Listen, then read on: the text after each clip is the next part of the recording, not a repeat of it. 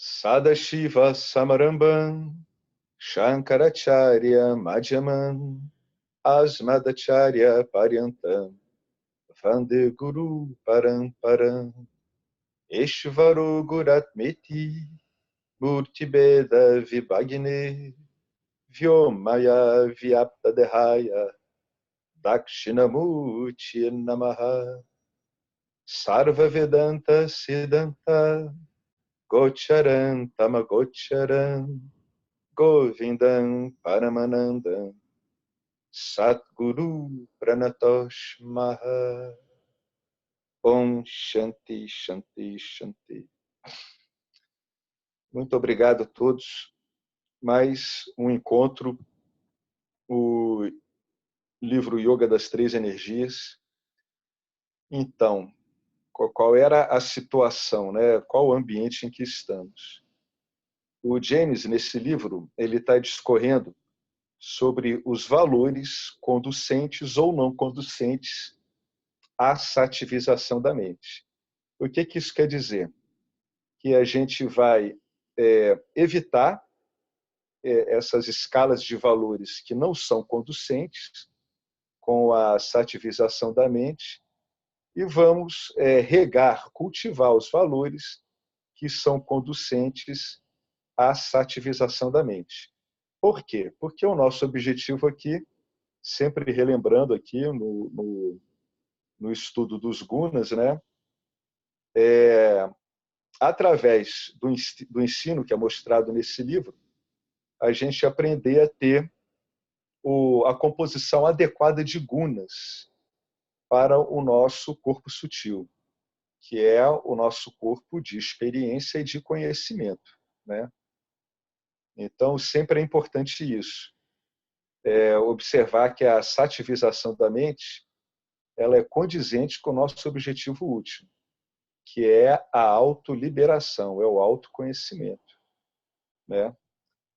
Então, o James primeiro ele discorreu sobre o naipe de valores satívicos que vale a pena a gente cultivar, e depois ele discorreu sobre o naipe de valores, quer dizer, de características, né? Não vamos nem chamar de valores, de características rajásicas e tamásicas que a gente deve evitar. Sempre lembrando que, às vezes, há um engano, as pessoas acham que tem que eliminar rajas e tamas. Não, não é isso. A gente tem que eliminar esse naipe de energias satívicas, rajásicas e tamásicas, desculpem, que não são conducentes com a sativização da mente. Então, é em cima disso que a gente está estudando. Aqui, então, vem o último elenco aqui. Vem o último elenco, pelo que eu estou vendo, de composições, né, rajásicas e tamásicas que a gente deve, se não conseguir eliminar, pelo menos reduzir a um nível absolutamente vigiável, né, que esteja sob a nossa vigilância. Então, é o item 11, pretensão, afetação e mentira. É a página 95 do livro e a página 106 do PDF. Então, o que o James escreve aqui dentro desse panorama geral que a gente viu, né? Bom, pretensão, afetação, mentira. O orgulho é baseado em realizações ou habilidades reais, mas ser pretensioso é autoglorificação sem causa. Eu quero dar a impressão de que sou algo que não sou. Se eu me visto como um príncipe, minha conta bancária é cancelada e estou me esquivando dos credores, eu sou pretensioso. Se afirmo ter uma propriedade rural no sul da França, quando moro em um apartamento de aluguel no gueto, eu sou pretensioso. Se eu não puder atender a campainha sem primeiro arrumar a sala de estar, por medo de que alguém possa pensar que sou uma pessoa bagunçada, ou eu não puder aparecer em público com uma roupa inadequada, sem meu batom e com o cabelo desarrumado, eu sou um poser. Se eu não realizei nenhum trabalho espiritual significativo, mas uso vestes laranjas, vestes de cor laranja, raspo a cabeça, carrego um cajado e ando de um centro espiritual para o outro, com um sorriso beatífico colado no rosto, para convencer os outros de minhas realizações místicas, eu não sou um Mahatma, eu sou uma farsa, eu sou uma mentira. Né? Então, ele aqui discorreu, né, sobre exemplos práticos de você ser pretensioso, de você ser afetado, ser um poser, e de você ser pura e simplesmente uma mentira. A afetação, né, é um problema particularmente difícil, porque eu não tenho sequer a satisfação de saber se o que estou dizendo sobre mim mesmo é verdadeiro. Portanto, estou comprometido com a falsidade.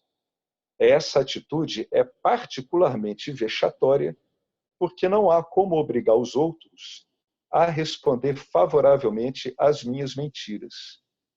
Porque eu preciso urgentemente de uma resposta. E porque a qualquer momento minha mentira pode ser exposta, estou sujeito a um excesso de estresse. Para que isso funcione, preciso estar muito alerta, manter todos os meus amigos a parte dessas histórias e ter uma memória muito boa. Então, o James ele vai investigando aqui a qualidade dessa característica, né? Um poser seria um sistema rajásico em operação, né? Bastante extrovertido. Ele está mostrando a dificuldade que você tem de manter isso, a quantidade de energia que você gasta. Você, como está completamente afetado por uma série de irrealidades, nas quais você provavelmente acredita, o que é pior ainda, você precisa ficar mantendo uma estrutura de histórias, né? Você precisa reciclá-las com a mente, você precisa atualizá-las. É como se você estivesse depondo numa delegacia ou perante um juízo e tivesse que se lembrar de todas as versões que você tem que usar, de modo que elas não sejam contraditórias umas com as outras. Então, para você ver, né, esse dispêndio de energia, mesmo não levando em consideração a completa falta de ética de uma situação dessa, é uma situação que consome uma energia tremenda, desestabiliza a mente, porque torna a sua mente o tempo todo engajada com as projeções rajásicas que você está usando. Ou seja, uma situação muito difícil, né? Eu tenho que ter uma memória muito boa, como ele botou aqui no final. Então, para a gente, tirando o fato de você treinar a memória com isso aqui, o resto é só desvantagem. Há uma crença de que a atitude do Karma Yoga, que é deixar os resultados para a Ishvara, ou seja, é reconhecer que os resultados cabem a Ishvara, né, através de uma atitude, funciona nessa situação. Mas isso não é assim, porque o Karma Yoga também é ação correta, o que pressupõe que os valores estejam em ordem. A atitude do Karma Yoga não deve ser usada para mascarar problemas psicológicos ou administrar situações adármicas. Então, Karma Yoga ele está alinhado com valores satívicos, com o interesse em manter um naipe proeminentemente satívico na mente. Qual é a solução para lidar com esse tipo de atuação de energias rajásicas e tamásicas, né? Qual é a situação? Qual é a solução que ele dá aqui? A solução é pura e simplesmente você admitir o problema, ou seja, que a falsidade, a afetação e a pretensão te acossam volta e meia por um problema de descarga kármica mesmo. É o parábita kármica, como ele aparece, né? Então você admite o problema, o que permite a você ter uma visão clara sobre a atuação dessas energias aparecendo nessa forma, aceita a ideia das escrituras sobre quem você é, e você é simplesmente o ser, é ilimitado, não tem atributos, e você tem que estar disposto a considerar os pontos de vista de outras pessoas sobre você mesmo. Porque elas veem o que você não vê. Por quê? Porque elas não estão engajadas, elas não estão engajadas com a manutenção dessas estruturas energéticas poderosamente adármicas. Então, ouvir outras pessoas pode ajudar muito a gente a conseguir adquirir uma distância necessária, né, para que essas estruturas adármicas sejam objetiváveis. Você consiga vê-las como que elas são, objetos que, volta e meia, aparecem nas suas interações com o campo dármico. Ou eu deveria ter a confiança de não levar em conta os pontos de vista dessas pessoas. Porque, nesse caso, né, de eu ter essa confiança, eu sei que elas estão projetando uma imagem falsa de mim, devido à própria falta de clareza delas, dessas pessoas. Não há aprendizado e nem crescimento para os posers, porque, como a gente viu aqui, dá muito trabalho. Não consigo resolver sequer problemas básicos do desejo e da raiva se eu sou uma pessoa orgulhosa, pretensiosa. Sem isso, posso me tornar um indivíduo claro e simples, capaz de um autoexame honesto. Então, o que acontece, né? Aqui ele encerra essas manifestações adármicas, né, de origem rajásica e tamásica, que ele vê como as mais perniciosas, né? Todo o objetivo dele elencar tudo isso e citar exemplos é para que a gente possa, né, através desse tipo de treino, né, de entendimento, a gente poder enxergar se isso ocorre com a gente ou não.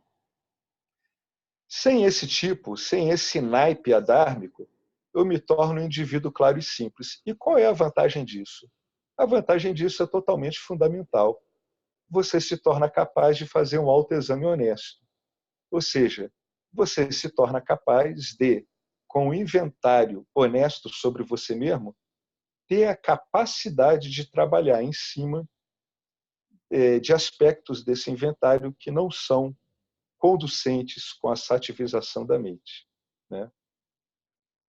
Então, tudo que é feito aqui, eu até prefiro olhar desse jeito, sabe? A gente inicialmente não olhar do ponto de vista ético, embora a gente tenha que levar muito em conta o Dharma Yoga, né? É o Dharma Yoga que vai levar você a uma relação saudável com o campo dármico. Em outras palavras, é o entendimento do Dharma Yoga, de por que é assim, que vai levar você a ter um relacionamento saudável com o Ishvara. Mas veja bem, né? Aqui a gente está simplesmente falando até mesmo de um modo de economizar energia, de você não se dispersar em cima de manifestações adármicas que vão ser muito inadequadas para a sua intenção, que é sativizar sua mente. Por quê? Porque a gente sabe que um corpo sutil satívico é aonde é possível o entendimento de que você é consciência. É onde isso é muito facilitado. Não quer dizer que seja só nisso que seja possível, mas é onde é muito facilitado, né? Então, cultivar um corpo sutil satívico é fundamental, né? É algo que facilita em muito a compreensão final do que você é, né? Então, esse autoinventário honesto, ele é fundamental, porque é em cima dele que você vai trabalhar, né? Bom, aí vem agora o próximo item, né? Mas antes do próximo item, eu queria perguntar se alguém tem alguma coisa à luz do que já foi visto até agora, da abordagem do Vedanta, se alguém tem algo a falar sobre esse item que a gente viu aqui, né? Que realmente eles são é um item que mostra uma atuação energética meio difícil de ver, né? Pretensão, afetação e mentira. Então são meio camuflados isso, né? Tem que ter um né? Tem que ter muita clareza e simplicidade para ver esse tipo de atuação de gunas no corpo sutil. Alguém? Não, é só lembrei da história lá que o Fábio fala de tem que sair da ilha, né? E os outros estão de fora da ilha normalmente, né? Olhando para a ilha. Lembrei disso aí. Exatamente. Você tem que ser uma ilha capaz de saber o que está acontecendo na ilha. Eu me lembrei de uma pessoa com quem eu trabalhei, que eu vi ela matar a mãe dela 2 vezes. Porque em situações que ela fugiu da raia das tarefas que ela tinha a fazer lá, deixou todo mundo na mão, primeira vez, né? Minha mãe morreu, tal, putz, né? Então todo mundo foi, né? Acolheu, né? Essa notícia, poxa vida, fica em casa, quanto tempo você precisar e tal. Aí passou 2 anos, a mãe morreu de novo. E acho que ela tinha esquecido, assim. E foi só eu comigo essa conversa. Você não sabe, Fábio, é que minha mãe acabou de falecer. Eu falei, ué. Ela já não morreu há 2 anos atrás? É uma The Walking Dead. Você falou com ela? Complicado, viu? Não, ficou uma situação super constrangedora, né? Eu nem lembro que história que ela inventou. Não, mas minha mãe de criação. Mas sabe quando você percebe que a pessoa... Ela teve que inventar uma outra mãe para matar, né? Inventou uma outra. E ela é uma filha de malcriação, né? Só para comentar na história que o Fábio está falando agora, você está vendo como é que exige uma memória gigantesca para você conseguir sustentar todo esse monte de afetação, né? Fico imaginando um cara depondo por um juiz, né, ao longo de anos, o inquérito, né, as instâncias judiciais se sucedendo ao longo dos anos. Pô, o cara tem que ter uma memória de elefante se ele estiver complicado com a justiça. No dia a dia já é um problema. Imagina você diante de um delegado, você diante de uma promotoria, você diante de um juiz de piso, depois você diante de um tribunal, depois de um tribunal superior. Olha que dificuldade, né? Você tem que escrever um romance sobre a ideia que você faz de você, guardar todos esses personagens para conseguir alguma coerência e ler esse romance o tempo todo. Né? Mais narcisista impossível, né? Dá um trabalhão. É um trabalho. Então, isso aí que o Fábio falou é um desses exemplos, né? Olha como é que a pessoa se enrola, né? Uma pessoa que está empenhada nisso, vamos ser sinceros, ela tem lá energia, disponibilidade e até um entendimento para reparar na importância do autoconhecimento? Dificilmente, né, gente? O Alex? Oi, diga. Eu não sei qual é a experiência de você, acho que a gente já conversou sobre isso, né? E também eu conversei com o Fábio. Às vezes eu percebo que quando, não sei se é que eu me estou tornando mais, a gente se vai tornando mais consciente, né? Vai saindo da inconsciência, consciente nos actos e demais. Ao que parece, não sei se é uma consequência, se é porque a gente está se tornando mais consciente ou porque o feedback do usuário está aumentando. Quando você, digamos assim, quando você, digamos, sai desse comportamento dármico, ao que me parece, às vezes a resposta de usuário, né, digamos assim, ao que me parece é uma resposta mais rápida, né? Ou eu não sei, talvez eu tenha mais consciência, né, do que está acontecendo, né? Mas não sei, eu acho que tem uma frase alguma vez que não sei se vocês escutaram, de que quando você tem mais consciência, você tem mais responsabilidade também, né? E acho até no direito, né? No direito também se coloca isso, né? A pessoa que tem consciência ou não consciência do delito, né? Isso não sei se aplica isso para este caso. Eu acho que se aplica, não sei. O que vocês acham? Olha, o que eu acho, Henrique, é o seguinte, né? A gente já deve estar reparando o seguinte, que a gente está começando a ficar bons observadores de objetos sutis e muito sutis, né? São movimentos emocionais que ainda não eclodiram, repetições de hábitos, pensamentos mais delicados que podem acabar induzindo a ações assim nada conducentes ao nosso objetivo. Então, eu acho que à medida que você fica se submetendo a esse tipo de valor, eu acho que várias coisas acontecem. Uma delas é que não tem como negar que a sua atenção começa a se voltar para os assuntos tratados pela Escritura, né? Então, se você antes estava mais vinculado a ficar prestando atenção em objetos densos ou objetos sutis que te davam respostas emocionais muito intensas, né? Que no fundo a gente é treinado a isso. A gente é treinado a prestar atenção.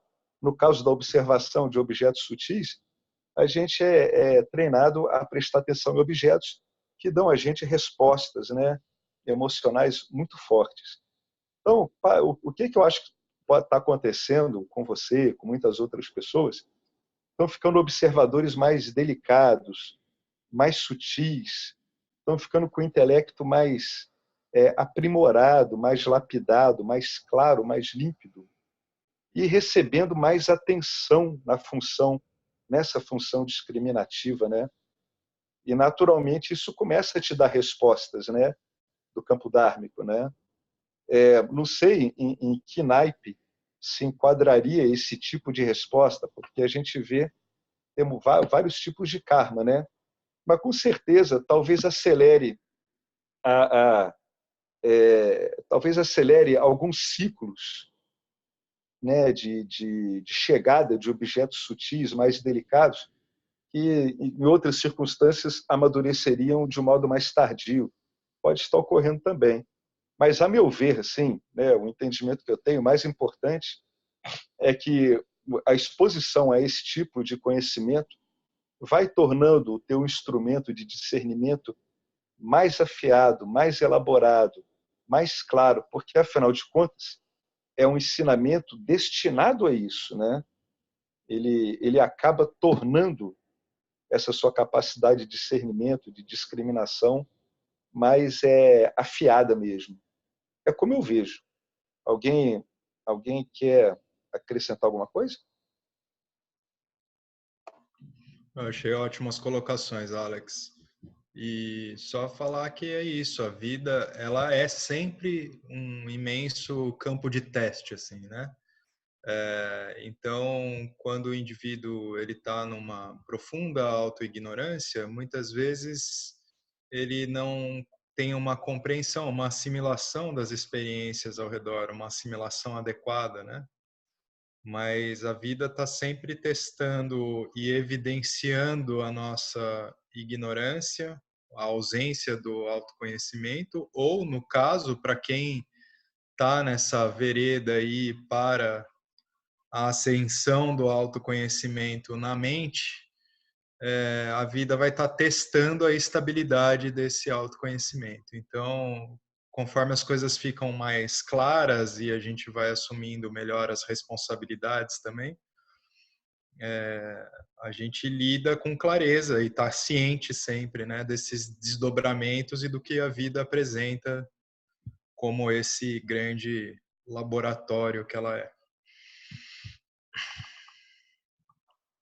Muito bom, obrigado, Fábio. Muito, muito bem colocado isso. Realmente uma relação, uma inter-relação, né, contínua, né? E uma coisa muito bacana também que eu acho que quando a gente começa a se tornar-se mais discriminativo, né, vai tomando mais conhecimento, existe algo que, pelo menos comigo aconteceu, já faz, é o seguinte, quando você tem alguma atitude de qualquer tipo de adármica, automaticamente o desconforto aparece. O desconforto aparece, não é algo racional, aparece. Você se sente desconfortável com você mesmo. E aí é muito e aí eu acho que a gente experimenta a verdadeira transformação, né?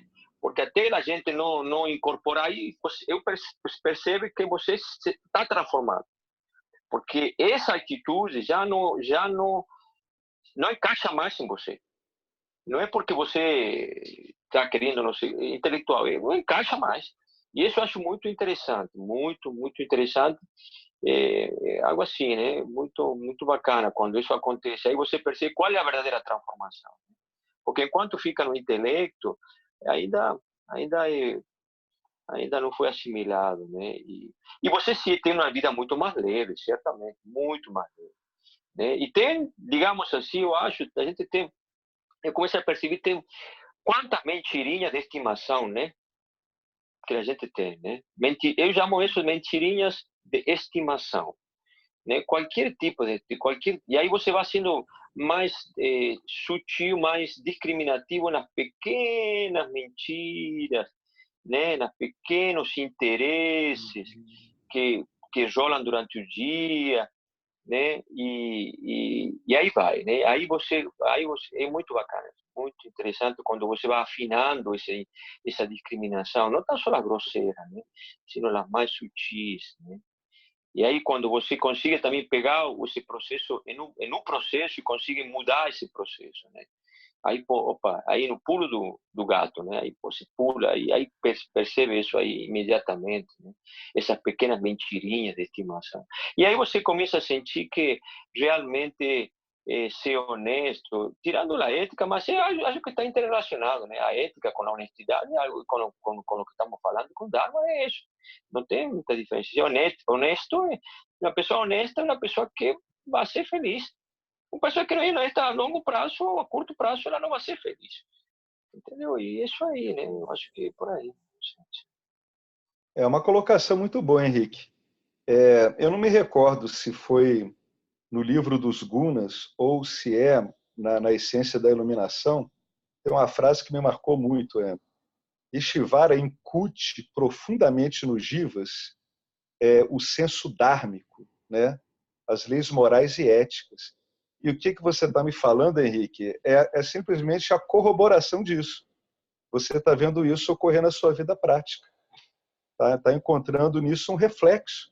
Você leu isso lá atrás, você começa a agir e você vê, caramba, é mesmo. Existe uma resposta muito boa do Jiva a esse imprint tão básico, tão fundamental que Shivara coloca no Jiva, né? Que é um apelo ao Dharma, né? É um apelo, é um chamado ao Dharma. E você está vendo isso na sua vida prática, né? É assim que a gente vai comprovando as coisas do Vedanta. Não tem outro jeito a não ser botar isso em prática. E quando vai botando em prática, você nota a resposta. Aí você diz, caramba, é por isso que eles falam isso nas escrituras. É porque é assim mesmo. Ocorre desse jeito.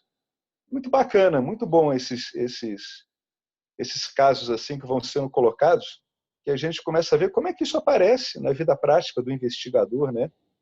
Primeiro ele tem um entendimento intelectual, depois aquilo é tão profundo na essência dele que ele começa a puxar isso como se fosse do fundo do baú, ele começa a sentir uma resposta mesmo. Nesse ponto, a movimentação dele em relação ao campo dármico se modifica, né? O balcãozinho dele de interações com o campo dármico passa a apresentar um outro tipo de feitio, né? Um outro tipo de intenção. É muito bom. Muito boas essas intervenções aí que a gente está ouvindo.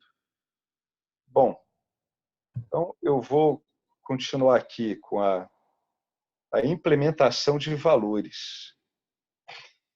Bom, ele vai falar uma frase inicial aqui que eu acho bacana a gente voltar para ela depois. Olha só que bacana. O senso comum é a primeira vítima do sucesso material. É uma daquelas frases que vale a pena a gente pensar, né? Que nem aquela outra frase, né? Qual a primeira vítima de uma guerra? É a verdade, né? Então aqui é assim, o senso comum é a primeira vítima do sucesso material. Como não precisamos nos preocupar com comida e abrigo nos dias de hoje, podemos nos dar ao luxo de sermos preguiçosos, estúpidos e ideológicos. Quando ao ex-presidente Clinton foi perguntado por que ele se envolveu sexualmente com uma estagiária da Casa Branca, ele respondeu, abre aspas, porque eu podia, fecha aspas. Porque você pode. É um bom exemplo de pensamento rajásico. Não é uma razão legítima para se fazer qualquer coisa. Se você quer ser feliz, suas ações devem ser satívicas, ou seja, oportunas e apropriadas à sua natureza e à sua situação de vida. As ações de Clinton não teriam criado karma indesejado se ele tivesse esperado até que ficasse solteiro e fora do cargo antes de se envolver. Então, é esse óbvio das coisas que a gente vê ocorrendo com os outros que acabam sendo atropelados por nós mesmos quando chegamos ao nosso sucesso material. Por que você faz isso? Porque eu posso. Não vale. Dentro do tipo de estudo que a gente faz aqui, do entendimento, isso não é argumento. Isso só mostra que você está profundamente envolvido na sua própria autoignorância. Aí o James continua. Um pouco de tamas poderia tê-lo servido bem. Olha que interessante. Um pouco de tamas poderia ter servido ao ex-presidente bem, uma vez que ele poderia não ter notado que a Mônica estava de olho nele. Fosse um cara mais retraído, né? Mais fechadão, menos estrojetado, talvez ele não notasse que ela estava, né, dando em cima dele. Portanto, não teria nem notado, não teria nem entrado nisso. Se você teve bastante sorte de ter sido educado em uma família sensata e culta, os valores a seguir tornar-se-ão sua segunda natureza. Mas, caso não, você precisa apreciá-los. Olha como é que é a chamada dele. Né? Se eles não estão te chamando a atenção agora, numa primeira vista, começa a se deter neles, né? Contemple-os. Ele falou alguma coisa aqui, não te chamou a atenção? Volta de novo para o tópico. Procura ver o tipo de argumento que o James está usando, a investigação que ele está usando, para mostrar para você o valor desses valores.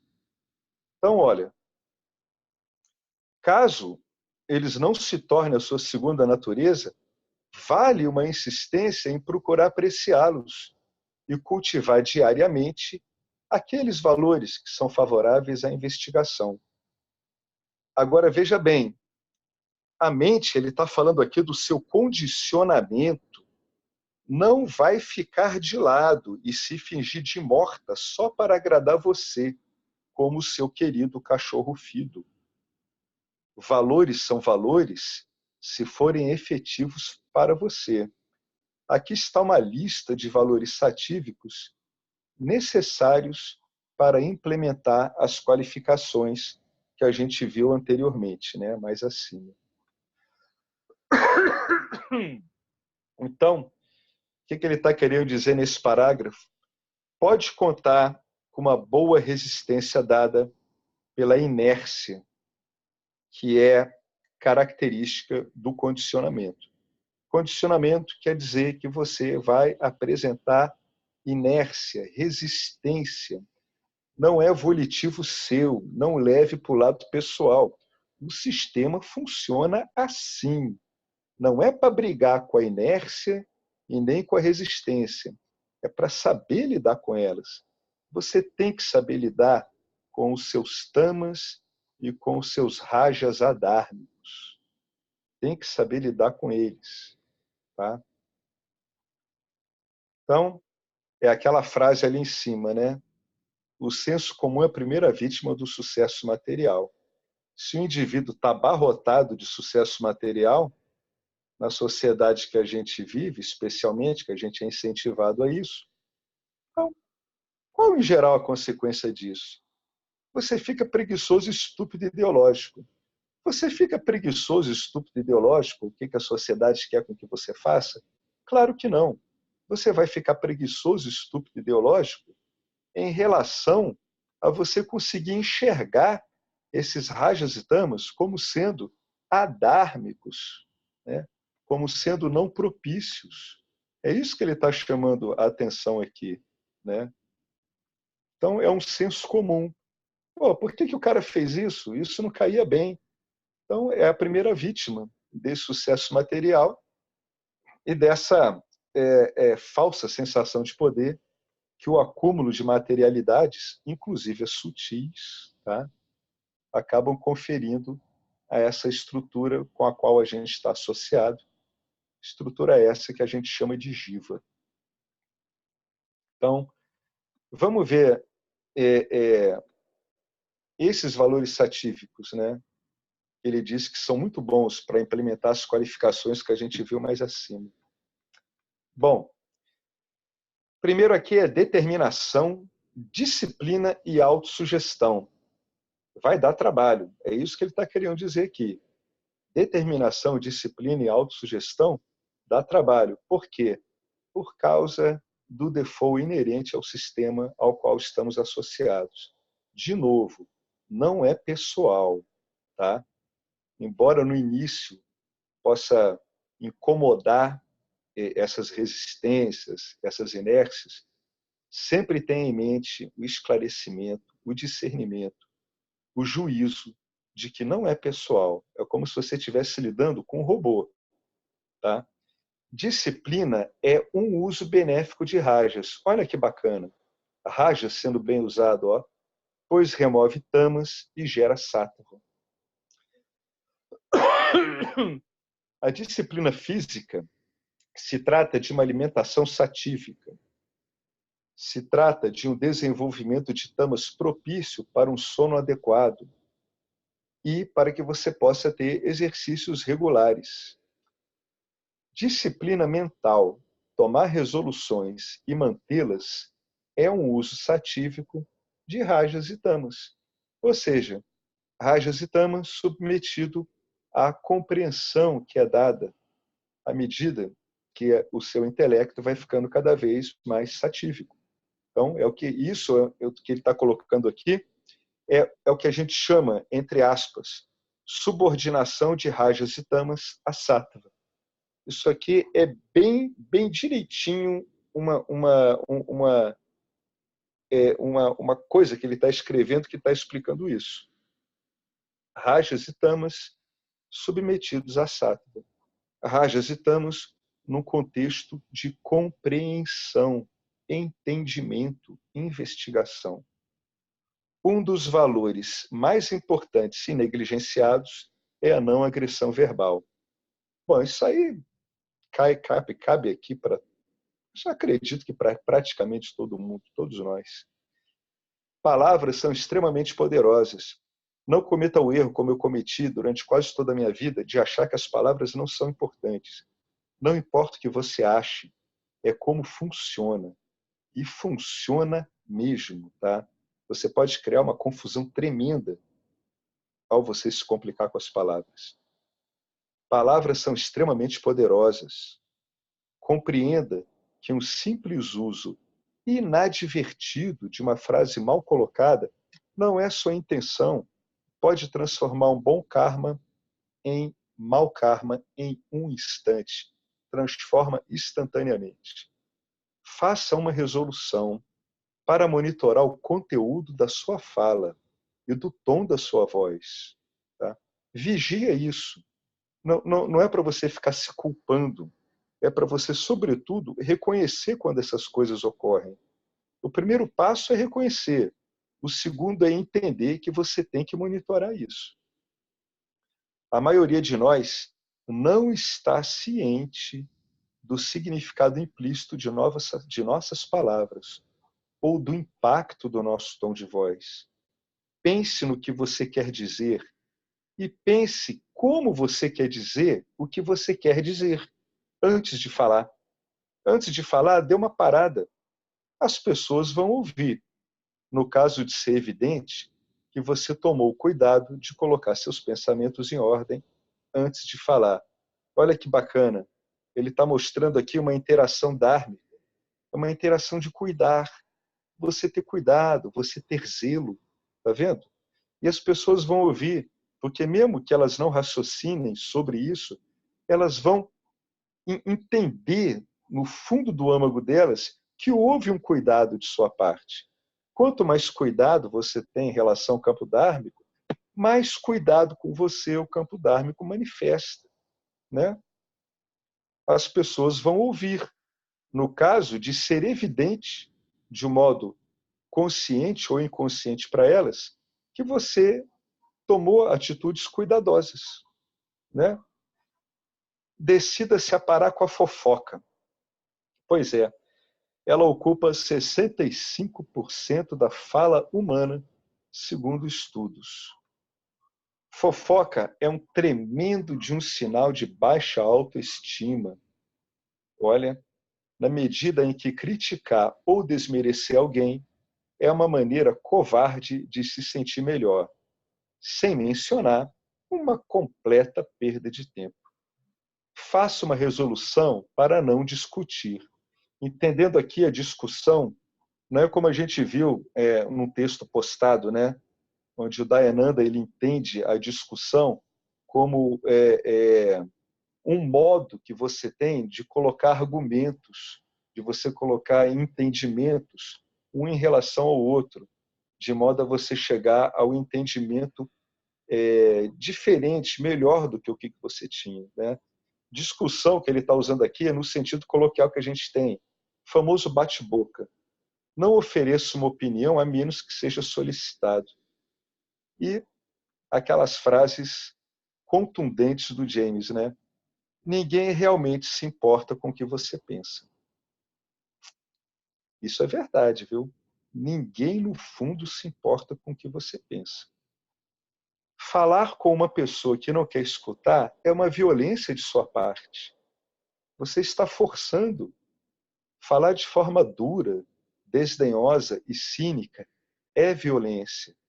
Falar descontroladamente, sem deixar que a outra pessoa tome a palavra, é rajas puro, rajas totalmente descontrolado. Falar sem considerar o contexto é tamásico. Você não tem interesse em levar em conta o contexto. Tamas puro. Falar em sentenças curtas, prestando atenção em como as palavras são recebidas, com a ideia de aprender o que o ouvinte pensa, é satívico e cria oportunidades favoráveis. Dizer mais do que o necessário apenas para ouvir o som da sua própria voz é rajásico. Interromper alguém que está falando é rajásico. Falar a verdade de uma forma benéfica, agradável, educada, gentil ou humorada, sem ferir os sentimentos de outrem, é satívico. A necessidade de dizer algo que o interlocutor não quer ouvir é rajásico tamásico, bem como oferecer conselhos não solicitados. Então, o que o James está clamando aqui é por uma sensibilidade, um cuidado maior com a fala, né?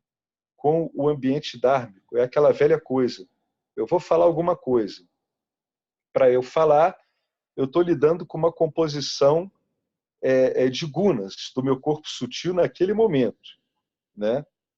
Será que essa composição ela é adequada à composição de gunas do campo dármico naquele exato momento? É isso que ele está levando a gente a refletir, né? Será que é adequado? Ou será que eu vou sair atropelando, perturbando desnecessariamente o campo dármico, né? Dizer mais do que o necessário, não, é o parágrafo seguinte. Se você apresenta traços, né, se você apresenta manifestações de gunas que podem te caracterizar, tá? No entendimento dual, você sendo mesquinho e possessivo, né, você está com atributos, a sua casa está cheia de badulaques. Então, se sua casa tem um monte de badulaques, vale a pena olhar para ver se esse tipo de manifestação não está aparecendo. Mesquinhez e possessividade. tome a resolução de dar algo todos os dias. Dê algo a alguém.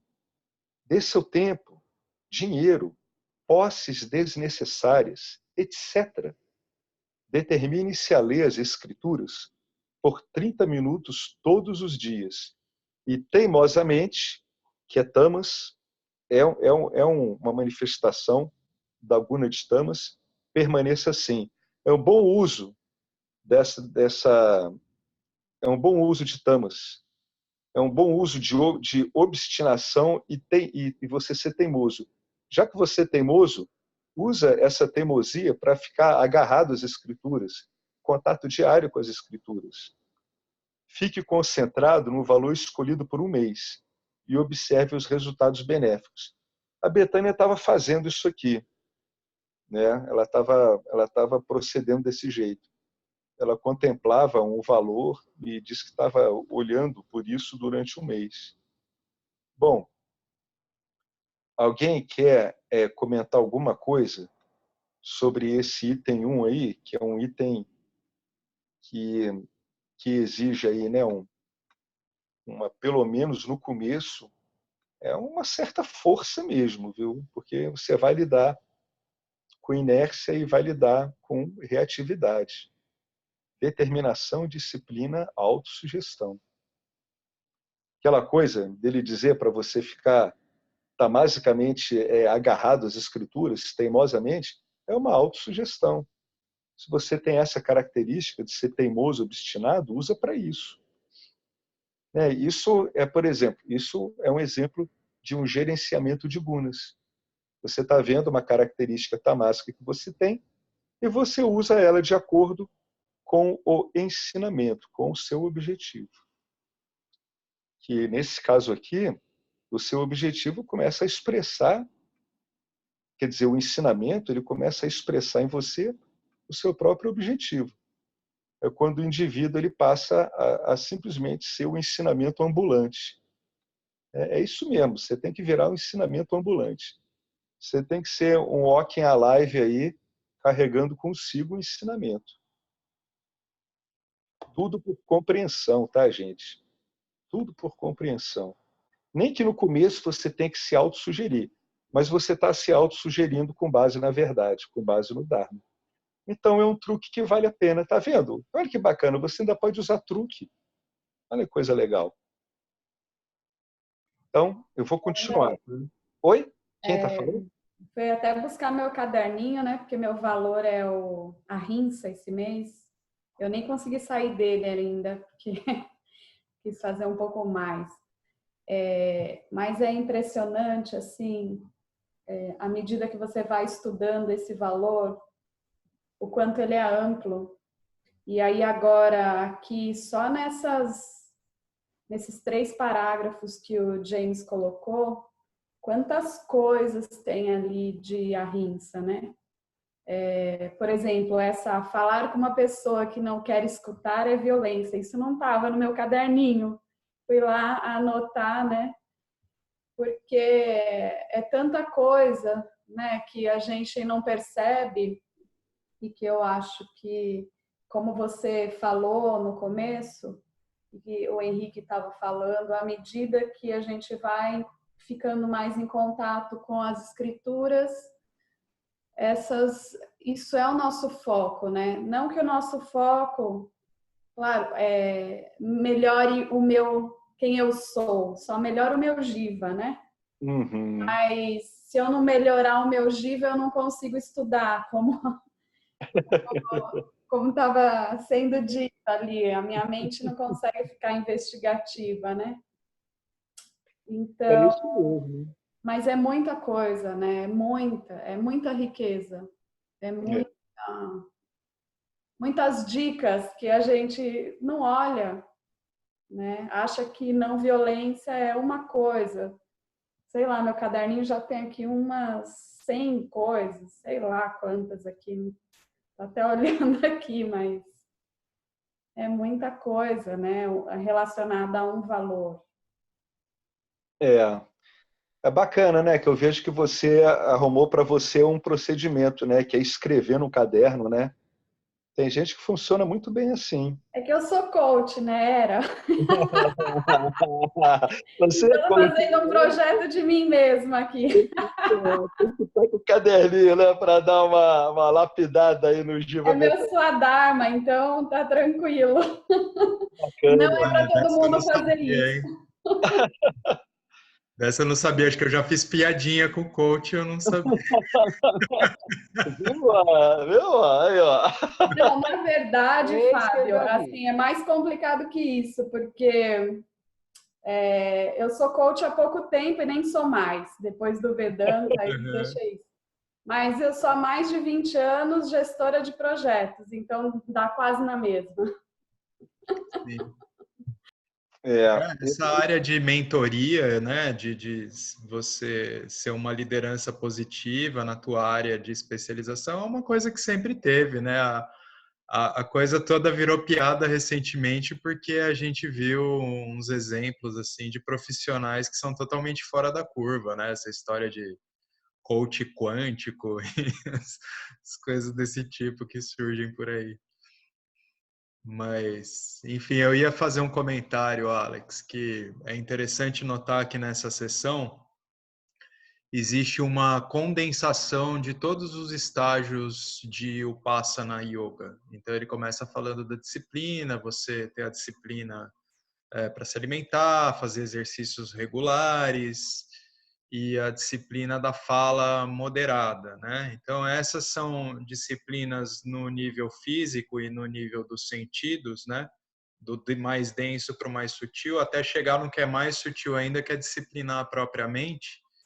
E aí a maior dificuldade que a gente tem é manter foco em um único objetivo, né? No que se refere às disciplinas mentais.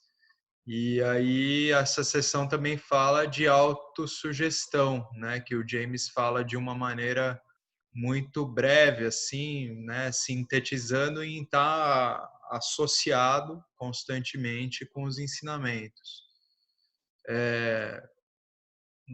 Dentro do que são do que se desenrola metodologicamente, como se explica essas disciplinas no Upasana Yoga, a gente pode tratar isso como autoafirmações mesmo. Então, eu me aproprio de um valor que eu noto que eu não tenho bem desenvolvido, e eu posso começar a introjetar que eu tenho esse valor na minha mente, afirmando mesmo como se já fosse de fato. Se tem alguma coisa válida, né, dessa coisa toda que se fala dessa balela toda de O Segredo, que virou uma coisa super popular e tal, tem um princípio básico que parte dessa ciência dos sankalpas, né, que você tem uma interação, porque pensamento é ação, então isso influencia no seu corpo causal, seu conteúdo subconsciente. Então, de tanto afirmar algo como realidade, nesse nível do que se refere aos seus valores emocionais e atitudinais, não tipo, amanhã eu vou estar milionário, né? Não é disso que a gente está falando. Mas a gente consegue transformações eficazes fazendo autoafirmações repetidas. A gente começa a notar em nós uma atenção constante para esses valores que antes falhavam, e de tanto eu fazer algumas autoafirmações, eu começo a estar mais atento a isso e agir de maneira diferente, né, em relação a esse valor que antes faltava. Isso pode ser feito de várias maneiras, né, com repetições, como uma prática meditativa mesmo. Você pode gravar um áudio para ir ouvir, dormir aquilo no repeat, quando você for dormir ouvindo aquilo, né, fazer um relaxamento mental ouvindo aquilo, enfim. São várias as maneiras que a gente pode exercer esse tipo de prática de autossugestão, né? São os sankalpas. Fábio. Oi, Roberto, tudo bom? Tudo bom? Boa noite para todo mundo. Estou entrando agora. Esse negócio que você acabou de falar aí, está relacionado também à visualização? É a mesma coisa também? A questão da autossugestão? Ou ela é Você pode usar de visualizações também, porque tem pessoas que são mais visuais. Para muitas pessoas, esses aspectos subconscientes, eles são mais ativos pela audição. Por isso que se faz tanto o exercício dos mantras, né? Você é como se você estivesse ouvindo, você pode fazer até como se você estivesse ouvindo de alguém. Ah, que legal que você tem esse valor, tal, sei lá, uma coisa assim, sabe? Mas os exercícios de visualização, eles podem servir, porque a gente é muito visual no estado de vigília, né? Mas quando a gente faz uma introspecção, que o sentido da visão é velado, a maioria de nós não trabalha tão bem com essa influência no subconsciente, gerando cenas na mente. Porque é difícil a gente gerar cenas muito claras, assim, cheias de detalhes. Mas algumas pessoas têm essa facilidade. Você pode praticar isso, por exemplo, se você tem uma situação difícil, que você vai ter, sei lá, uma reunião com alguém, você sabe que a tua atitude, por causa de alguns valores que faltam, às vezes é ficar ansioso demais, falar o que não deve, bababá. Então você visualiza repetidamente você conversando, tendo uma interação tranquila com aquela pessoa, a pessoa achando aquela conversa, né, esse interlocutor achando muito agradável as suas colocações e tal, né? Então isso influencia num nível subconsciente que quando for para valer vai ter alguma influência, né? Vai ter alguma influência. Então também pode ser feito por visualização, José Roberto. Legal, obrigado. Você não conhece nenhuma, sei lá, alguma prática do Dayananda relacionada a isso? Não. Quer falar alguma coisa? Do Dayananda, não sei do próprio Dayananda falando muito sobre isso, não, José Roberto. Não sei, não.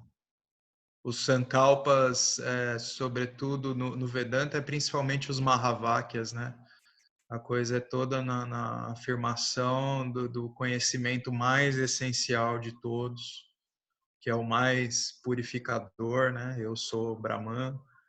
E o desenvolvimento de valores é algo que, enfim, é passado muito, né? Dentro dos meios tradicionais, essas meditações em valores, a prática desses valores, a aplicação, a disciplina, a contemplação constante, né? De todos esses valores. Precisa haver um claro entendimento desses valores universais, né?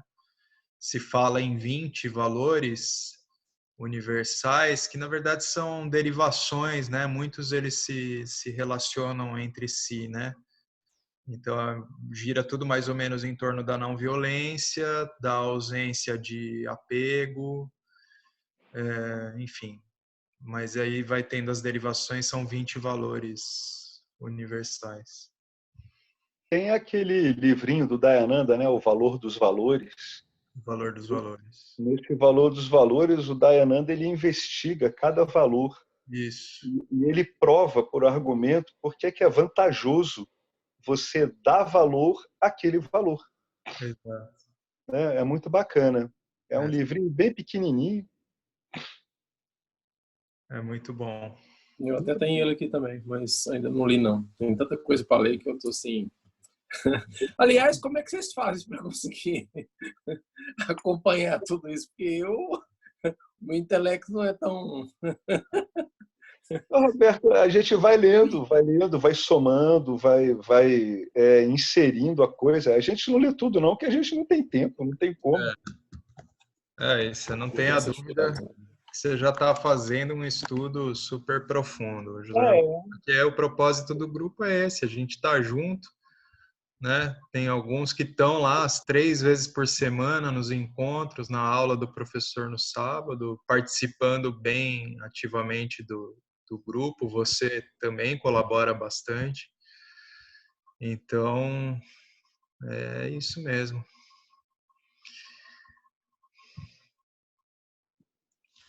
Bora lá? Então, gente, vamos continuar? Obrigado, Fábio, aí, por ter olhado esse item que a gente leu aqui sob a ótica do Passana Yoga. Mostrou a visão de um outro prisma. É muito interessante aprender a olhar de vários prismas, né? Aqui o James ele tocou mais no gerenciamento de gunas. Sim. E aí o Fábio, olha, pode ser olhado pelo prisma também do Passana Yoga. É muito bacana lidar com isso, aprender a ver dessas diferentes lentes e ver que, na verdade, em termos gerais, você acaba chegando no mesmo lugar, né? Você chega a um grande senso comum, que eu acho que é o que no fundo, todos aqui estavam procurando já há muito tempo, né? Bom, ele vai falar agora da precaução. Olha que interessante, prudência é um uso satífico do medo. O medo ele é uma manifestação tamásica. Olha que coisa interessante, né? Quando você tem o medo olhado de um modo satífico, quando Tamas aí está subordinado a Sattva, você acaba sendo prudente, né? Seria uma manifestação do medo, né, sob a batuta aí de Sattva. Isso evita tamas pavorosos e incapacitantes, né? Como fobias tremendas, estados catatônicos, ataques de pânico. Que as coisas saiam erradas é um fato da vida. Partir do princípio contrário é tolice. Seja prudente. Não há necessidade de se preocupar se você se organizou antes de sair para enfrentar o dia. Se deu tudo errado, é porque estava na sua hora de dar tudo errado mesmo. Você faz o seu melhor e tudo funciona mal, é assim mesmo. Né? Tem uma hora que você é o pato do campo dármico, outras vezes são outros. É assim, não tem jeito. Mas isso não pode impedir você sempre de atuar com a sua postura de Karma Yoga. Né? Você sempre vai entender que, no fundo, esses resultados não cabem a você, mas cabe a você fazer a coisa da melhor forma possível. Eu já falei aqui de um resultado prático, de você saber que os resultados, os frutos da ação não cabem a você. Um resultado prático disso é uma coisa que muitos de vocês devem estar reparando. A ação fica melhor executada, porque você não está prensado, não está premido por uma expectativa de frutos.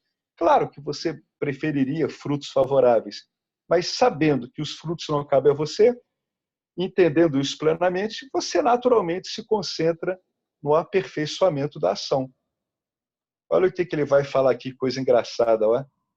Uma vez eu li uma estatística na qual os americanos gastam 1 ano e 1,6 anos, é mais do que 1 ano e meio, de suas vidas procurando objetos perdidos. Presumivelmente porque eles estão envoltos em um oceano de coisas mal organizadas. Decida-se a permanecer consciente quando você apanhar um objeto ou liberá-lo do seu domínio. Então, entrou um objeto no seu domínio, fique consciente que ele está no seu domínio. Né? Quando você liberar ele do seu domínio, você esteja consciente que liberou. Se é uma coisa tão simples, quantas vezes a gente sai por aí com um monte de sacola de compra nas mãos, aí na outra mão já tem uma chave que você não está usando ou já deixou de usar. Oh, vai com calma, bota as compras no chão, guarda a chave. A coisa é meio básica mesmo. Né? Tem muita coisa que é muito básica. Rajas força a atenção à frente de si mesma.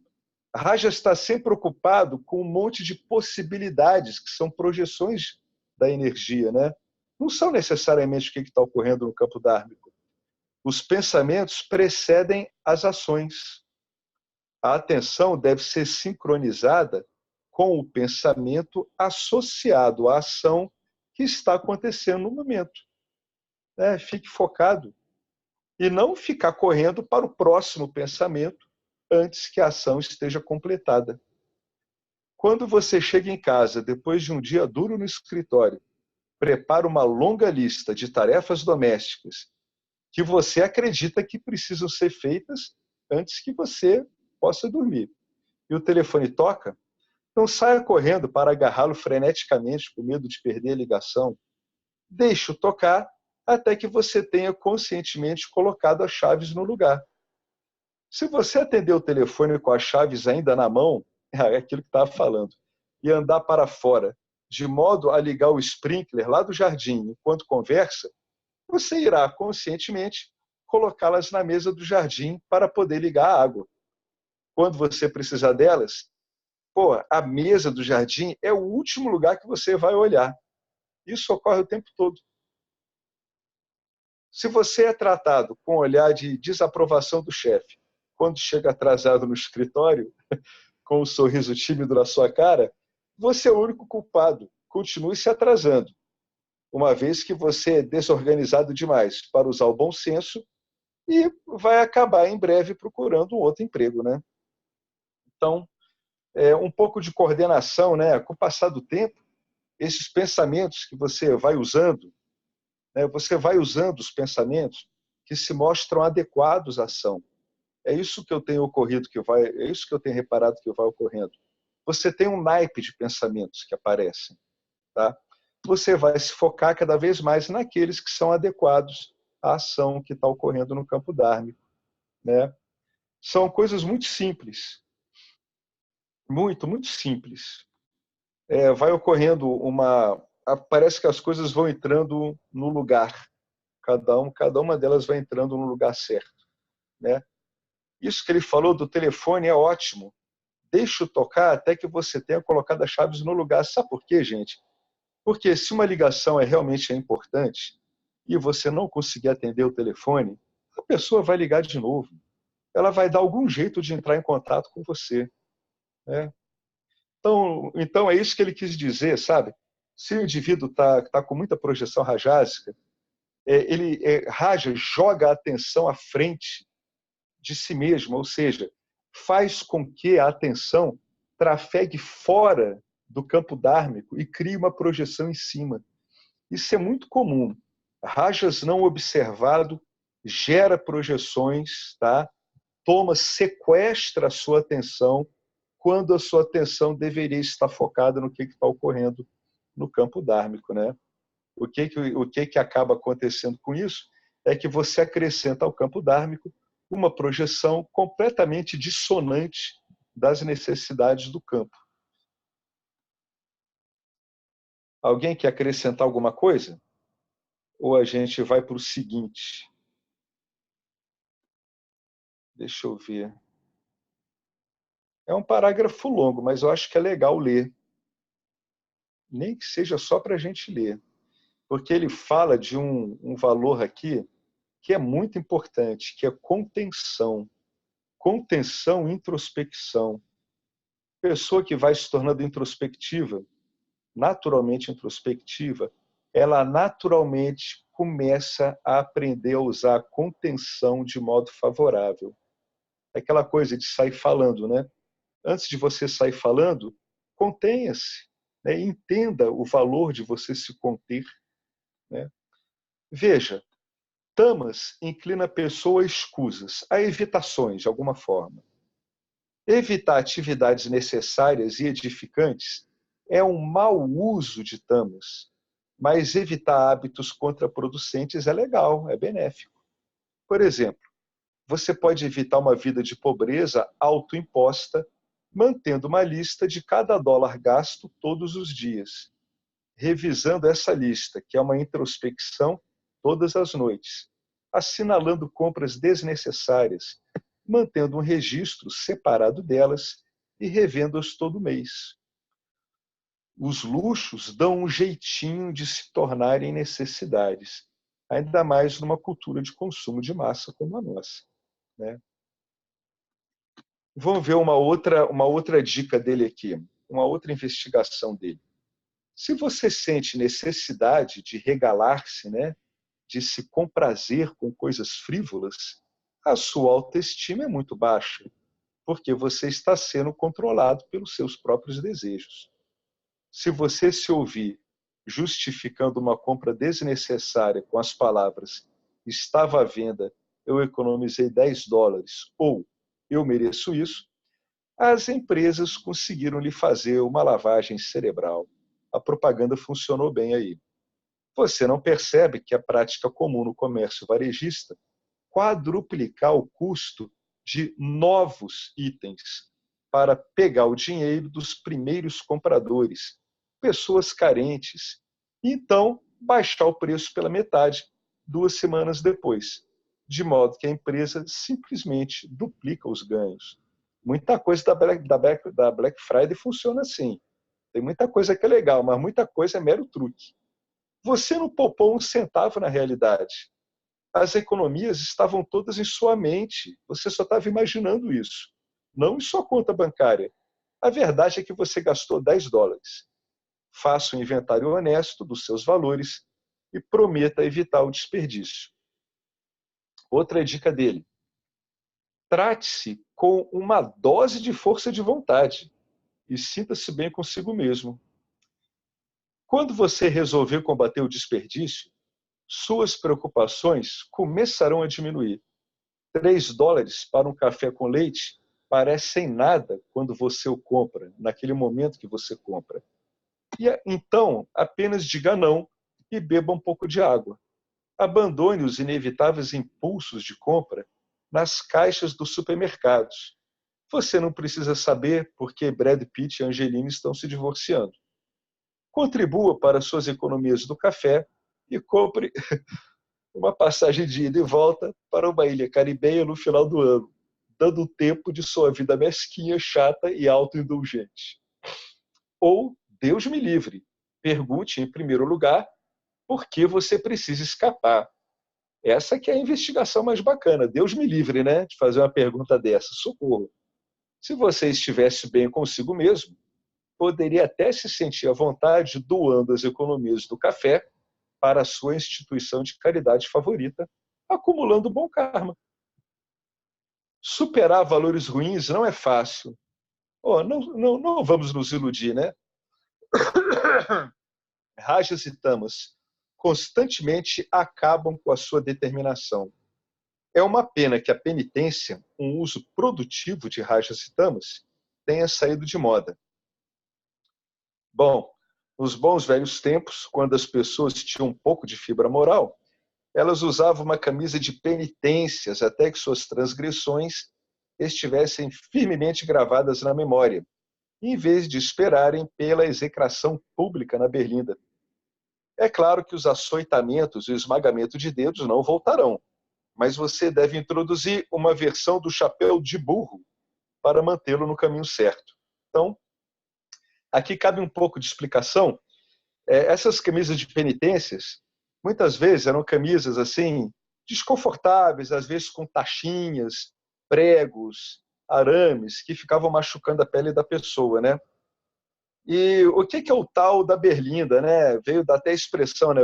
Fulano está na berlinda, né? Está sendo execrado publicamente. Berlinda era aquela coisa de madeira que o cara botava as mãos, a cabeça, fechava, botava um cadeado, ele ficava exposto em público, com a cara e com as mãos, sem conseguir fazer nada, né?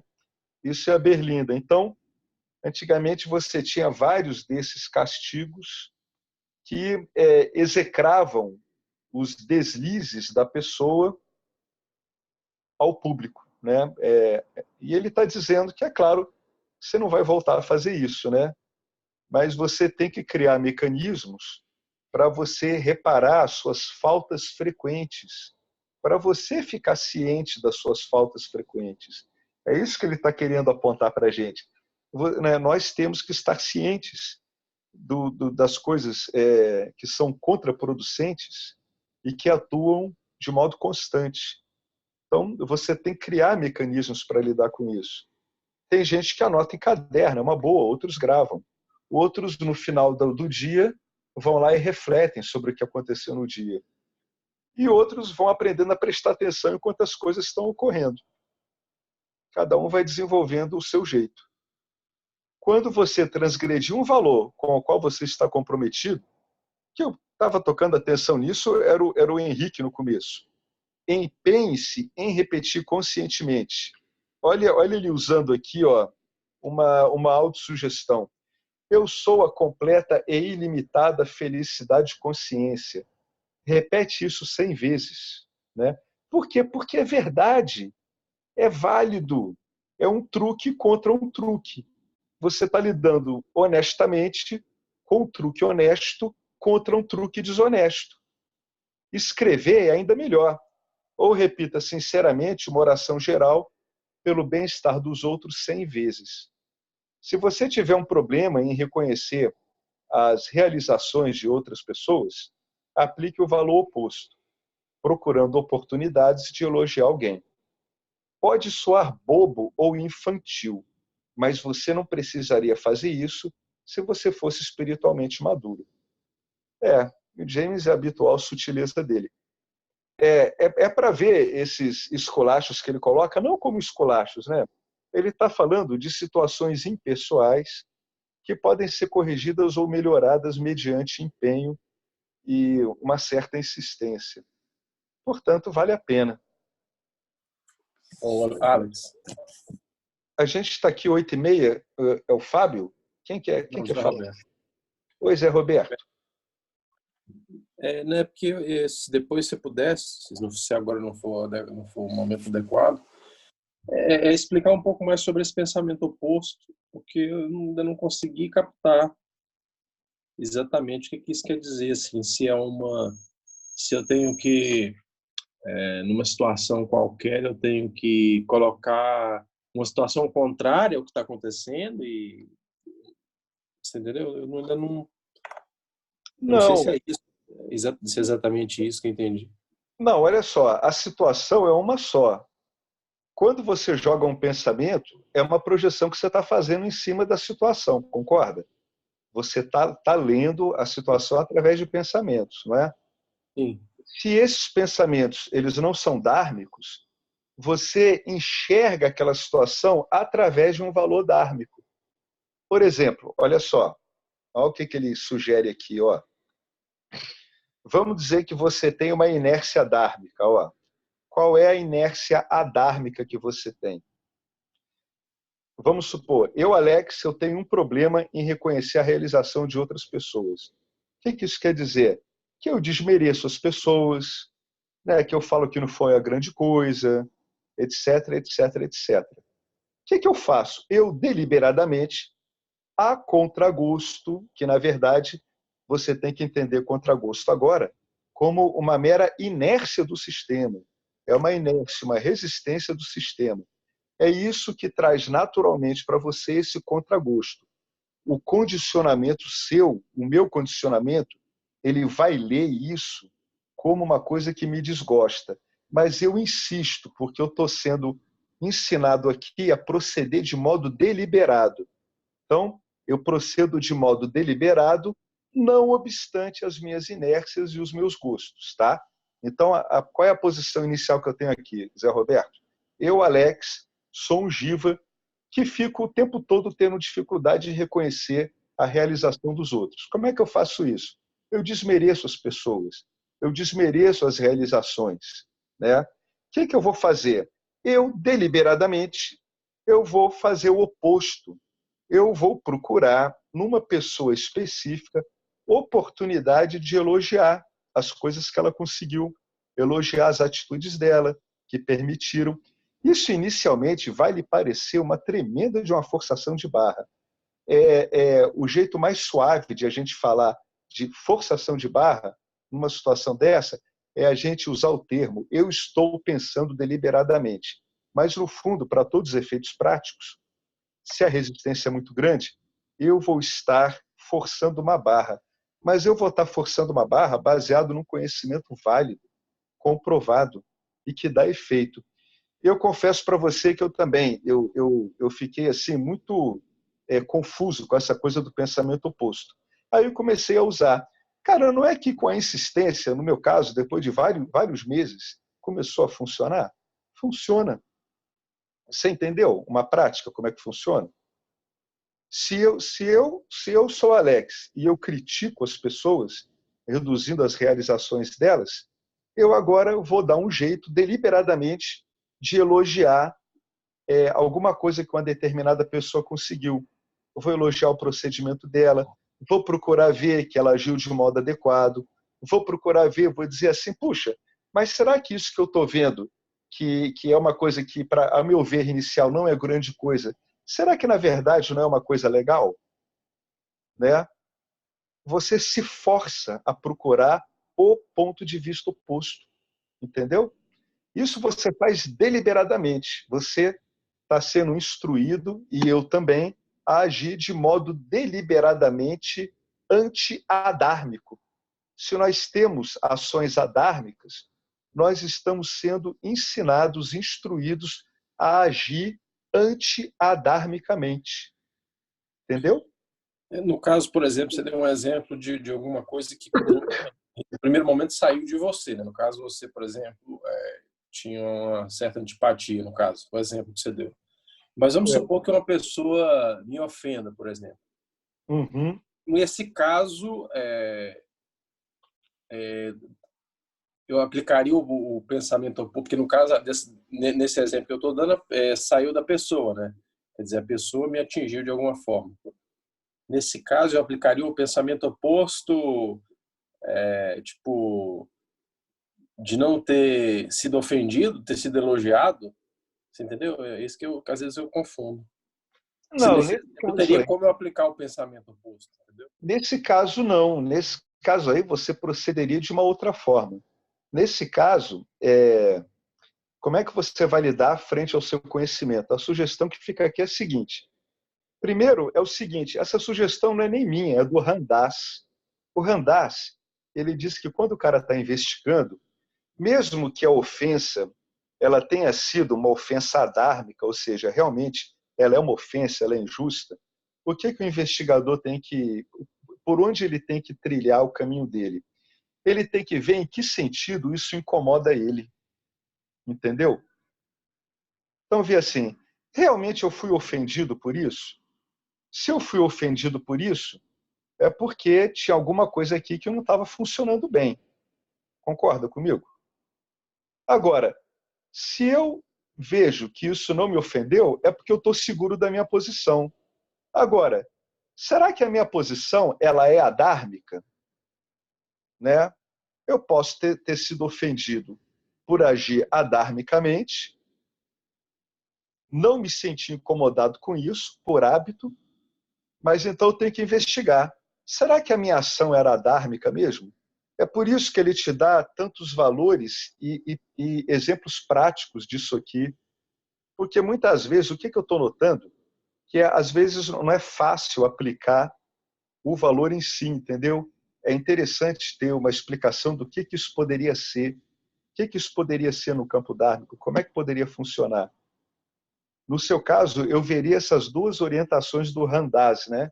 Ele diz assim, bom, primeiro, se você está realmente comprometido, sobretudo com a sua investigação, nesse caso aqui seria você ver onde é que se tem algum furo no seu rol de valores, então você esquece a pessoa. Isso com a prática você vai conseguindo fazer. Esquece a pessoa e foca em você. Tá, a pessoa agiu realmente de modo adármico comigo? Ela me ofendeu? Ofendeu, tá. O que ela ofendeu realmente é um comportamento adármico meu? Sim. Então, será que ela agiu adarmicamente? Não, porque ela apontou um adarma meu. Aí tem duas situações nisso.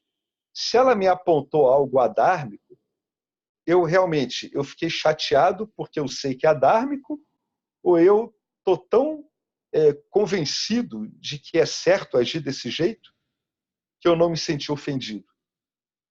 Né? É isso que você tem que ver. Porque os dois casos, se o seu caso é adharma, os dois casos você tem que olhar e tem que olhar bem o que foi evidenciado pela ofensa da pessoa. Número 1, né? Vamos supor que realmente você foi adármico. Aí ela te ofendeu por causa desse adharma. Nessa hipótese, você tem duas derivações. A primeira, né, tudo levando em conta que realmente você tem um adharma aí. Né?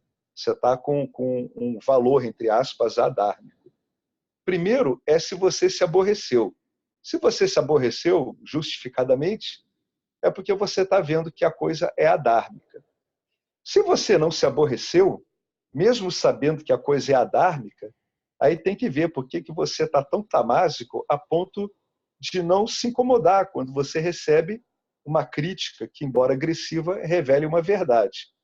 A outra posição é até um exemplo que o James colocou lá em cima, que é o seguinte: essa pessoa me ofendeu, ela tentou me ofender, mas eu não me senti ofendido. Por quê? Porque eu sei que ela está criando ideias sobre mim. Eu não fiz nada adármico. Entendeu? Tem essas duas possibilidades. Nessas duas possibilidades, tanto de você ter realmente um adharma, quanto de você ter um dharma, nesse caso, o mais relevante em relação à crítica da pessoa é ver como você recebeu isso. Mas você tem que saber, através do discernimento, das investigações, se realmente você procedeu de modo adármico ou não. Né? É isso que você tem que saber. Então, na verdade, Zé Roberto, você é sempre devolvido para você, entende? No fundo, é você quem sabe. Pode parecer estranho isso, mas lembra que o James falou lá em cima? É interessante você buscar a opinião dos outros, mesmo que seja para você ver que você está seguro em relação à sua posição, entende? Que seria o caso de você ter sido agredido por uma pessoa, para ela você agiu adharmicamente, mas você está seguro sabendo que agiu dharmicamente. Nesse sentido, a coisa vai aprimorando, porque pode ser que você esteja vendo uma situação kármica intermediária, né? Que é aquela aplicação diária, é o Sivadharma. Me corrija se eu estou errado, é o Sivadharma, né? O Sivadharma é essa aplicação no cotidiano. Muitas vezes não é claro.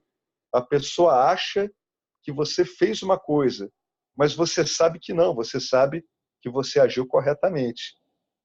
Por outro lado, a pessoa acha que você fez alguma coisa, e você vê que tem a ver mesmo. Você diz, caramba, é mesmo. Pô, eu fiz isso. Isso é adármico, pelo que eu estou vendo aqui. Eu fiquei chateado, então eu estou vendo que é adármico e que está incomodando. Agora, se é adármico e eu não estou me incomodando, aí realmente você tem que dar uma olhada, né? De modo a você ver por que não está tendo incômodo com uma coisa adármica sua. Entendi. Então seria coisas diferentes, né, em relação a essa questão do... Seria. A outra coisa que você pode fazer é o seguinte, agora já é a sua reação, né? Aí você aplica o pensamento oposto. A pessoa te agrediu, né? Aí você, poxa, que sacanagem, essa pessoa me agrediu. Aí você vê assim, bom, mas de acordo com o que eu estou investigando, o fato dela ter me agredido está me dando motivos para eu investigar a coisa. Então, de repente, talvez eu possa até olhar isso que ela fez, não como uma agressão, mas como uma oportunidade de eu olhar para alguma coisa que está acontecendo aqui. Você consegue fazer até isso, consegue transformar uma percepção inicial de agressão numa percepção contrária de uma oportunidade para você ver aquilo, como aquilo está funcionando em você. Né? Nesse sentido, em relação à pessoa, você aplica até o pensamento oposto mesmo, até funciona. Diz, caramba, de repente, através dessa pessoa, está havendo uma oportunidade, né, na forma de uma agressão, cujo resultado não é nem uma agressão, é uma investigação. Né, que é o apelo que o Ramdas fazia para as pessoas. Né? Olhe isso como uma oportunidade para você se investigar. Né? Como é que está? Como é que está ocorrendo? Lembra aquele comentário que o Fábio fez, né? Que o tempo todo o campo dármico está jogando as coisas, né, na sua frente. Né? Aí, o mais importante é ver como é que você lida com isso. Né? O campo dármico está respondendo automaticamente. Né? O interesse último do campo dármico, no fundo, é querer saber como é que você lida com isso. Né? E é o seu interesse também. É o seu interesse fundamental esse. O seu interesse, nesse sentido, é a própria expressão do interesse do campo dármico.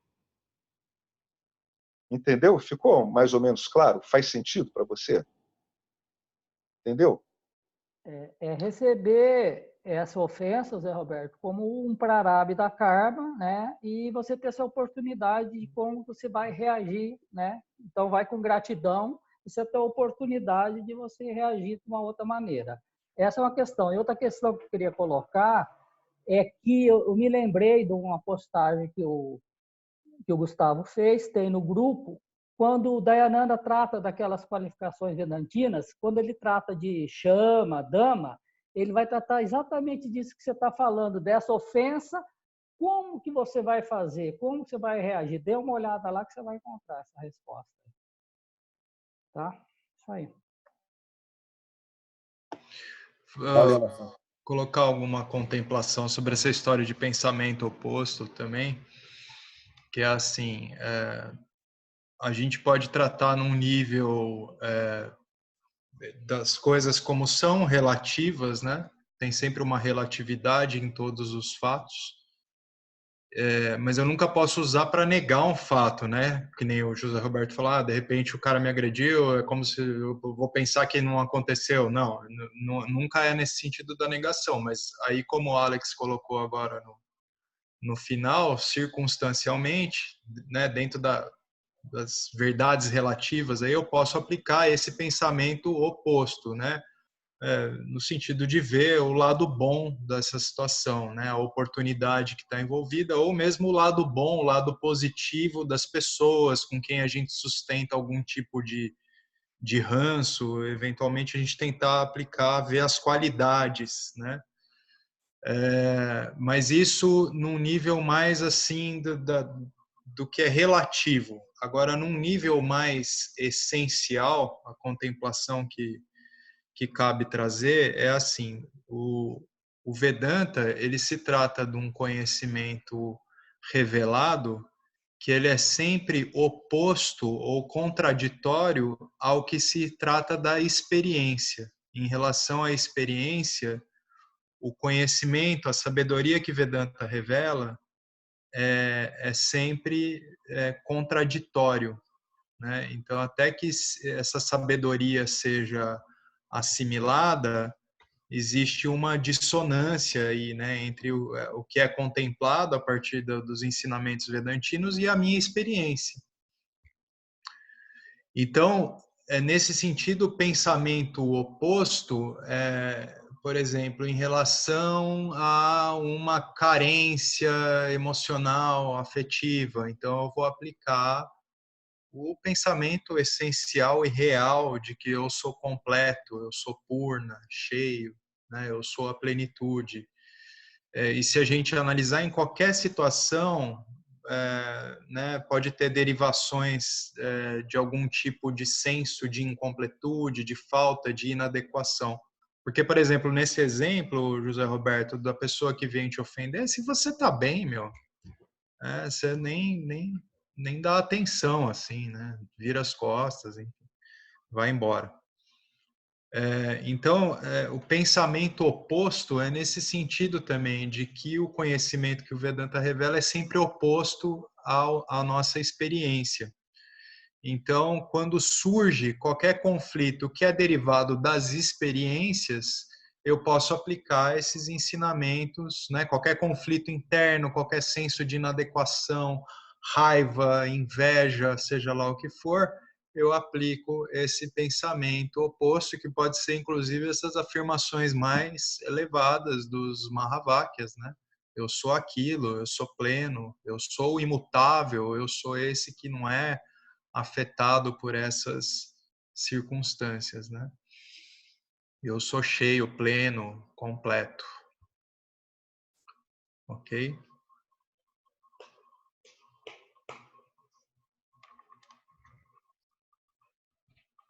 Então, bem oportuno isso aí que o Fábio falou, viu?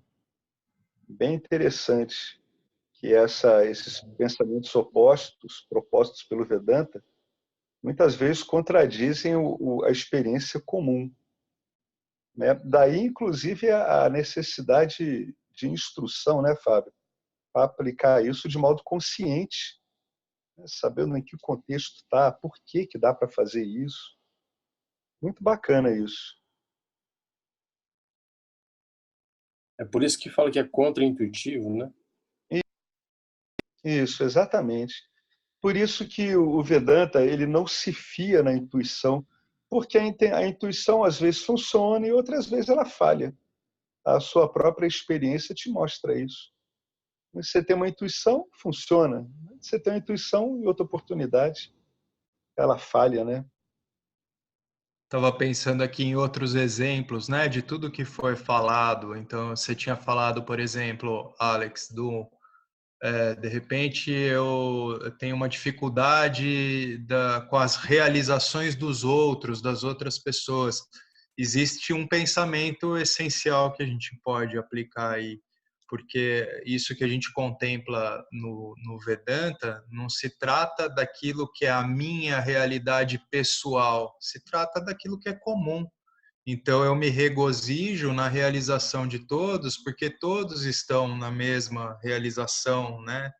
Então, todos estão aí nas suas conquistas, experienciando um pouco dessa felicidade que é a plenitude comum a todos nós, né?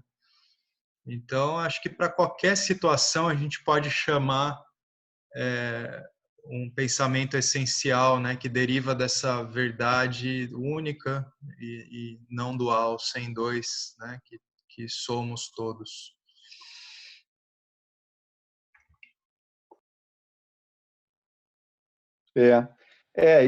A aplicação aí dos Mahavakyas, né, que são as grandes verdades, né, são os apontamentos diretos, né, as instruções diretas.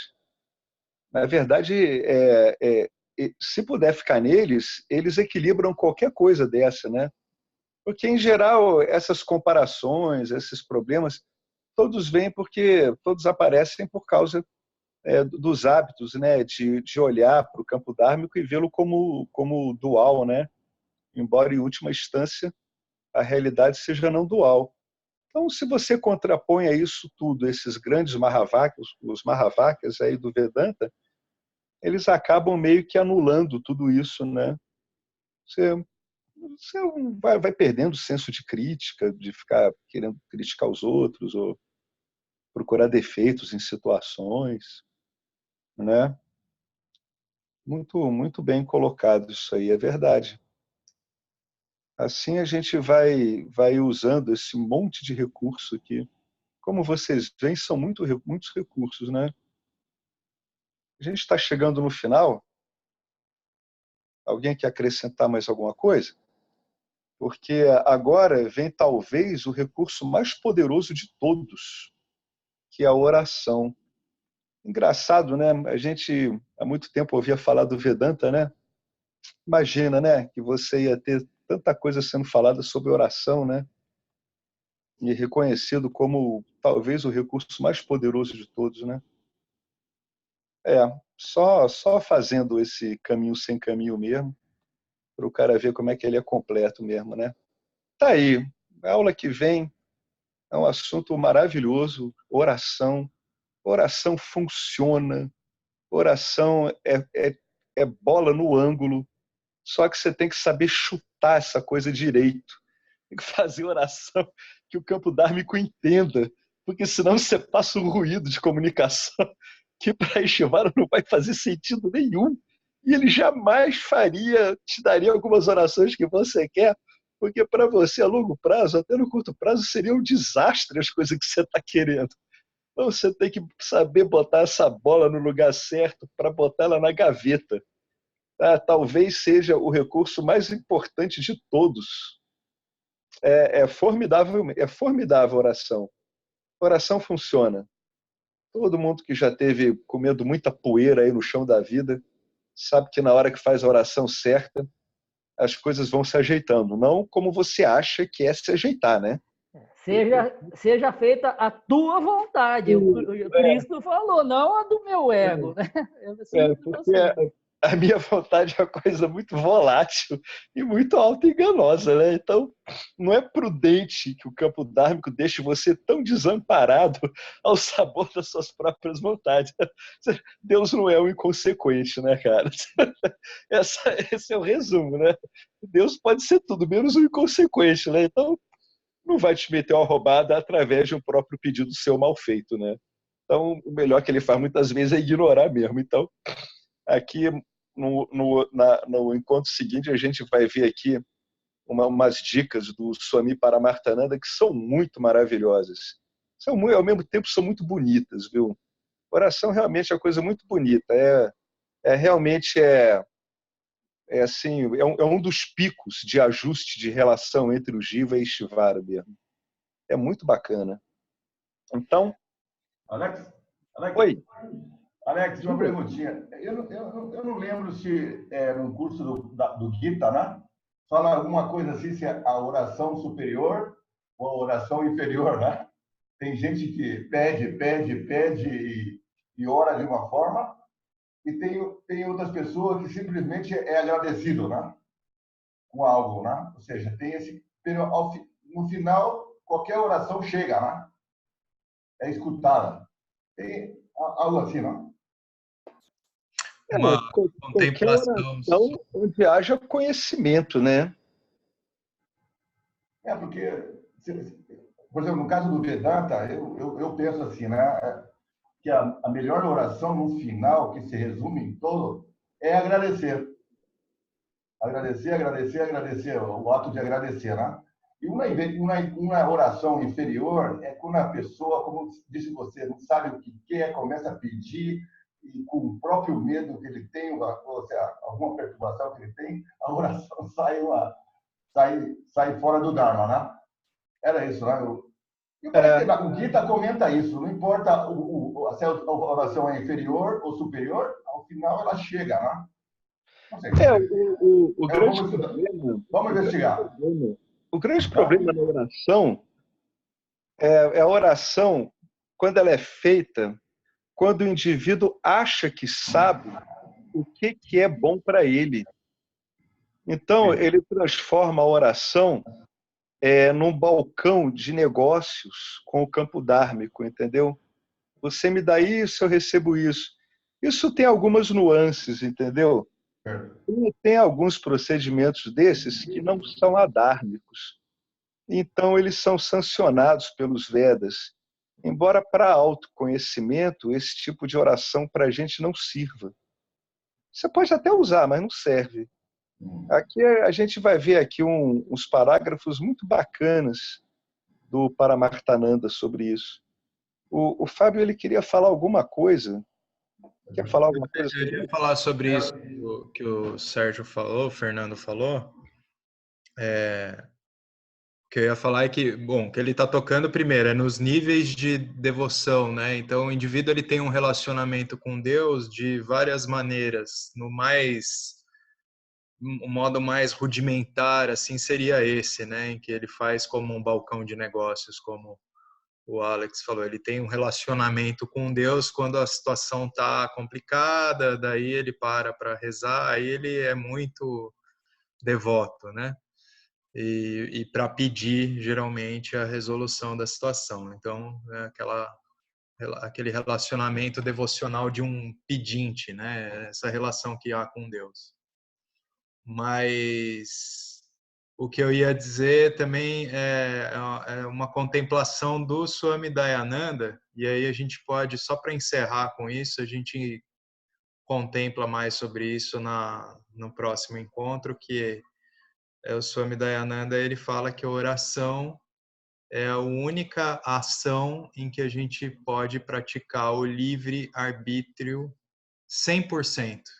Né? O livre-arbítrio livre, de fato, o livre-arbítrio total está nesse ato da oração, nas nossas preces. Ok? Bacana, né? No encontro seguinte, vamos explorar isso aí legal, Fábio. Isso é muito bom, essa frase dele, né? Ela é ótima. Bacana. Bom, então, gente, vamos encerrar? E fica aqui sempre aquela sugestão, né? Sempre fica dando uma olhada nessas coisas que a gente vai ou grava aqui, ou então lê o texto, né? É aquilo que o Fábio falou bem no comecinho, né? Você lê uma vez um determinado valor, né? E não fica bem convencido, olha aquilo, pô, o que esse cara está querendo dizer? Por que isso aqui seria interessante? Então você dá um tempo, lê de novo, né? Procura botar aquilo em prática. Tem esses recursos aí, né? Por exemplo, que a Betânia está usando, que é cultivar um valor, né? Por um mês. Não é importante pressa. O que é importante é que a coisa sedimente bem, né? Não é um conhecimento onde você tem que ficar se abarrotando de técnicas, de coisas. Não é isso. É um conhecimento que te dá muito recurso para você ir aplicando nos diferentes momentos em que você vai se encontrando nas suas inter-relações aí com o campo dármico, né? Então, às vezes mais vale a pena você ficar um bom tempo aí num valor, né, que explora bem uma coisa que você tem que olhar, do que, né, ficar catando, né, como aplicar valores. Não precisa nem se preocupar com isso, porque o campo dármico, se você vai ficando bem disponível, ele vai te mostrando o que é que você tem que ficar olhando. Isso aparece mesmo, é o retorno que começa a ocorrer, né?